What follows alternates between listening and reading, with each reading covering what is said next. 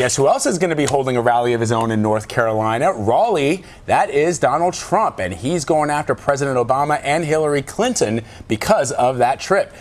It all comes as the presumptive GOP nominee pushes back against charges from the Clinton campaign that he tweeted an anti-Semitic image. Over the weekend, Trump sent out a tweet labeling Clinton corrupt next to a shape resembling the Star of David. Now, the Trump camp denied any wrongdoing, saying that the image was modeled after a sheriff's badge, but deleted it nonetheless and put out a new tweet bearing a circle instead. CBS News Chief White House correspondent Major Garrett is in Washington. Major, weigh in on this latest controversy surrounding Donald Trump and his Twitter account. Is this just another unforced error, or is there some real damage here? Potential real damage. It's certainly a distraction.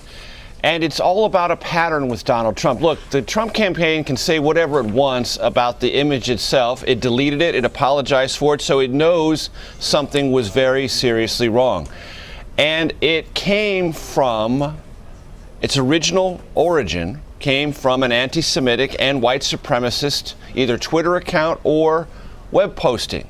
So they lifted it from somewhere, didn't check it, did no verification, did not think anything about it. And the Anti-Defamation League is not just the Clinton campaign, and many on Twitter who are not necessarily either advocates of Hillary Clinton or permanent opponents of Donald Trump have criticized this whole use of imagery. And if you look at the pattern for Donald Trump earlier in the campaign, retweeting those who have either white supremacist sympathies or are white supremacists themselves, you begin to see a pattern that many, not just Democrats, find disturbing. And it is in every way, shape, and form an unforced error, one that distracts from some issues that Trump would like to be closer to front and center. What's going to happen to Hillary Clinton? What was the propriety or impropriety of the former president and her husband, Bill Clinton, meeting with the Attorney General just days before her FBI investigation here in Washington? Those are legitimate issues. But Trump cannot drive them nearly as effectively as he might want to because of this thing done by his own campaign, which is now apologized for.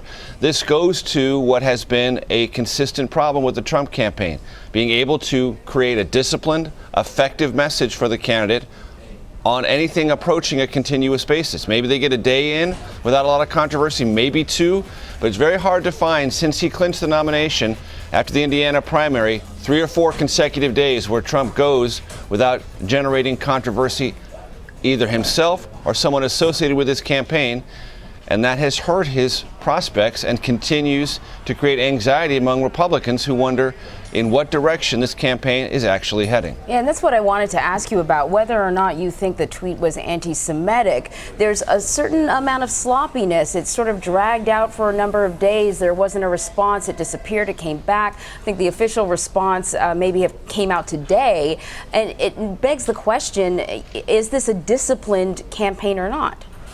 It does, at times it does not appear to be. And the strength of Donald Trump's campaign in one sense was its lack of polish, its lack of sort of everything being so heavily scrutinized and it having, as we've said before, an improvisational quality, a kind of semi-recklessness that felt very authentic and felt urgent and risky and strong, which some Republican voters thought fit perfectly the temper of the times. But when you run a national campaign and you're trying to convey to voters that you have not only the personal qualities to be president, but you've built an organization that has the temperament, the tempo, the professionalism to handle lots of different issues coming from lots of different directions and do so under a tremendous pressure because that's what the presidency requires.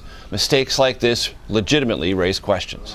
Major, let's turn to the topic of running mates. We see Donald Trump on Twitter complimenting some lawmakers like Senator Tom Cotton and mentioning meetings with others like Mike Pence and Joni Ernst. Does a favorite seem to be emerging based on the conversations you're having, or is it still anyone's guess? Well, I still think the two favorites, and they have been almost from the very beginning, meaning in the last 6 to 8 weeks, maybe a little bit longer, Chris Christie and Newt Gingrich. Chris Christie, the New Jersey governor, because he has known Donald Trump for the better part of 15 years. They are close personal friends. His endorsement was controversial and difficult for Chris Christie. He got a lot of blowback from political allies and friends, but he stuck with Trump. He's leading up the transition. People close to Christie are getting more integrated in the Trump campaign. Those are somewhat hallmark signs of someone who might become a running mate. Christie has his own problems. He has a very low approval rating in New Jersey.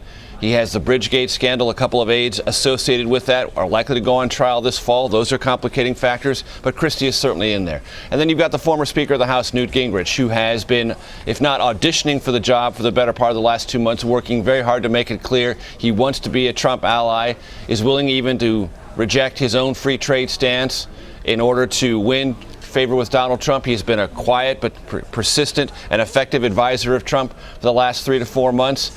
So those two, I think, are always and have been at the top of the list. And the others you are seeing, I think, a more ritualistic kind of courtship of, to get them more elevated in the media attention, to give them the sense that they're being considered. And they very well might be. But I still think you have to first start with Chris Christie and Newt Gingrich, not in any particular order. But those two, I think, have been the front runners for the running mate slot for a long time and remain there now. All right, we'll see how it goes down. Major Garrett in Washington for us. Thank you, Major. Sure.